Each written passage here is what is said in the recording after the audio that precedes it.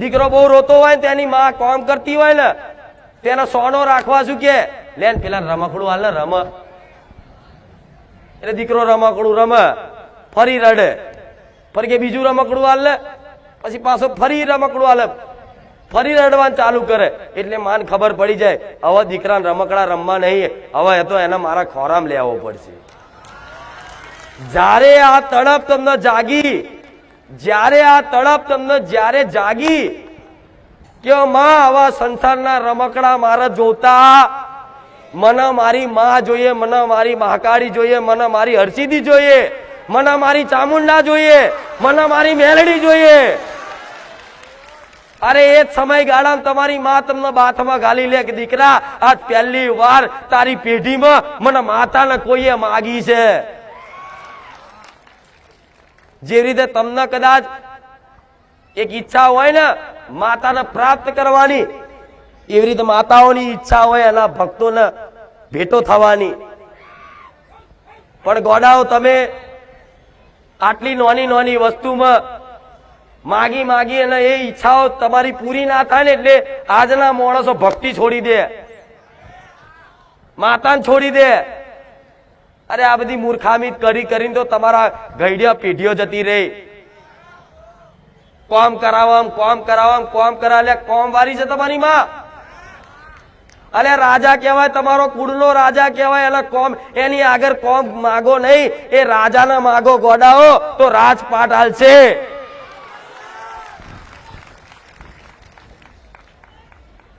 રાજાની આગળ જાઓ અને આટલું માગો તો શરમ આવી જોઈએ તમને. રાજાની આગળ જાઓ ને અને રાજા પ્રસન્ન થઈ કે બોલ આજ પ્રસન્ન શું તારા કાર્યથી, તારા કર્મથી શું જોઈએ છે?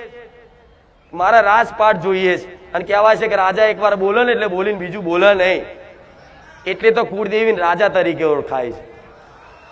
તો તમે કદાચ આ બધી વસ્તુ મૂકીને એમ કહો કે મારા માં તું જોઈએ છે, એ મળી જાય તો એનો રાજપાટ બધું તમારું થઈ જાય કે નહીં? એ દસ્તાવેજમાં તમારા નામ ચડી જાય કે નહીં? થઈ જાય ને? તો ગોડાઓ એક વખત માતાઓને માગી તો જુઓ. આ ગાડીના ઘરના બંગલા છે ને તમારી આગળ પાછળ ફરશે. આ ના ફરે તોય શું લેવા દુઃખ લગાડવું? ગાડી બંગલાથી થોડી જીવન છે. એ તો અત્યારે લોકો મોટા મોટા બંગલામાં રહે છે, નકર પેલા તમારા ગઈડ્યા છે ને એક નાના છાપરામાં આખી પેઢીઓ કાઢી નાખી. માતાના દીવા કરી ગોખલામાં દીવા કરતા, તેલ ના હોય તો ખાલી દિવેટ પલાળીને કરતા, તોય માતા હાકા પાયે રહેતી.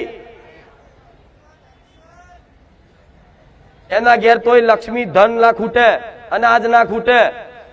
એવા તમારા વડવાએ બધું ભેગું કરેલું હતું ને, આજ એ વાપરો છો. હવે જો તમે જ આ બધી વસ્તુ મૂકી અને બધી વસ્તુ હાથર માતાઓના કગર વગર કરશો, દીવા કરીને રોજ કોમના સોદા કરશો, તો એમ માતા નવરી નહીં કે બધું માતાઓ જગતમાં બધાને આપી દે. એના માટે તો એનું બની જવું પડે કે માં તું મારી માં છું, તું મારી માં છું, તું મારી માં છું. 24 કલાક માં માં ને માં થાય ને તો સમજી લો મારે બોલવાની જરૂર નહીં, શબ્દો નહીં મારે બોલવા માટે કે હું શું કરી શકું. એનું વર્ણન હું માતા શબ્દોથી નહીં કરી શકતી. એટલું બધું આપી દઉં, એટલું બધું આપી દઉં કે દીકરો એમ કે માં શું તારી વાતો કરો. આજ મારા દીકરાને મારા વખાણ કરવા હોય ને તો એ રોઈ જાય હરખથી. મારી તારા હું ગુણગાન ના ગઈ શકું, તારી મહિમા હું ના સમજી શકું. જો મારો દીકરો આવું કહેતો હોય તો એનો મારો પ્રેમ છે ને, મારો લાડ છે ને, તો તમારી માં મારા જેવી નહીં ઘેર. એના લાડ કરવા છે, પણ એવા દીકરા બની જાવ તો સોદા મૂકવા પડે.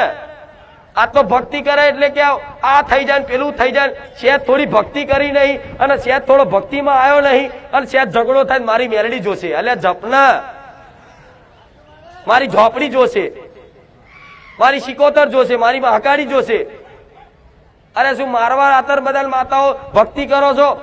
એના કરતા કોઈ વિરોધીઓ બોલે કાકા કુટુંબ મેણા મારે ને તો એને હોમું જોજો કે માં ભલે મેણા મારતા હું તો તને જોઉં છું.